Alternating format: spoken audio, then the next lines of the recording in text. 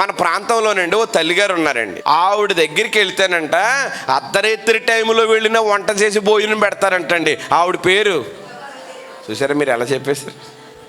ఆవిడ చేసింది మంచి పని ఏంటో తెలుసండి, ఆకలేసినటువంటి వారికి అన్నం పెట్టేదంటండి. ఆ మంచి పని వల్ల, ఆ గొప్ప పని వల్ల ఆవిడ్ని ఈ రోజు వరకు మన ప్రాంత ప్రజలే కాదండి, ప్రపంచంలో ఆమె గురించి తెలిసిన వారందరూ కొనియాడుతున్నారండి ఆవిడ్ని. దయాదృష్టి కలిగినటువంటి వాడు. మన ఆహారంలో కొంత దరిద్ర అట్టి వాడేం పొందుకుంటాడు? దీవెన పొందుకుంటాడు. ఏమండి, మన కళ్ళ ఎదుట అన్నం లేనటువంటి వాళ్ళకి అన్నం పెట్టామనుకోండి, వస్త్రం లేనటువంటి వాళ్ళకి వస్త్రం ఇచ్చామనుకోండి, బలహీనతల్లో ఉన్నప్పుడు చూసామనుకోండి, పలకరించడానికి వెళ్ళామనుకోండి, పరామర్శించామనుకోండి, దేవుడి దగ్గర ఒక రోజున మనం అందరము నించునే రోజు ఉంది. ఆ రోజున దేవుడు ఏమంటాడో తెలుసా? నా తండ్రి చేత ఆశీర్వదింపబడిన వారులారా, లోకము పుట్టినది మొదలుకొని మీ కొరకు సిద్ధపరిచినటువంటి రాజ్యంలోనికి వెళ్ళండి. మేము ఆ రాజ్యానికి ఎందుకు వారసులం అని అడిగితే, నాకు ఆకలేసింది, మీరు నాకేం పెట్టారు? అన్నం పెట్టారు. నాకు వస్త్రం లేనప్పుడు వస్త్రం ఇచ్చి. ఇవన్నీ మేము ఎప్పుడు చేసాం?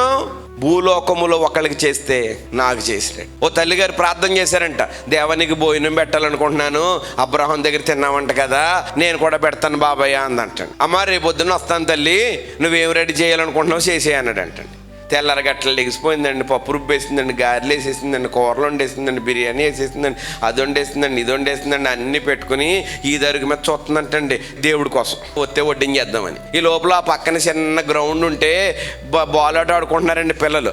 ఆ పిల్లోడు బంతి కొడితే ఇంట్లోకి వెళ్ళిపోయిందంటండి. ఓ పిల్లోడు గబుక్కుని వెళ్ళిపోయి ఆ బంతిని ఎత్తుక్కుంటా ఉంటుంది, ఇవన్నీ కనబడి ముక్కు లాగేసిందంటండి. ఒక గారి తీసుకుని తినబోతే ఈదిలో నుంచి వచ్చి చెయ్యి మీద కొట్టేసిందంటండి ఆవిడ. రేయ్ నీకు అనుకుంటున్నావేంట్రా, ఎవరి దేవుడికి అందంట. ఏడుతో పోయాడు ఆ పిల్లోడు. తర్వాత పిల్లడు ఓ ముసలాయన బలం లేక కర్ర పట్టుకుని, అమ్మా ఆకలేస్తుంది అన్నం పెట్టండి, రేయ్ నీ కొరకు ఉండేను అనుకుంటున్నావు, పొద్దున్న లెగిసి దేవుడికి తినేగా మిగిలింది ఏమన్నా పెడతా, పైకి వెళ్ళి అందంట.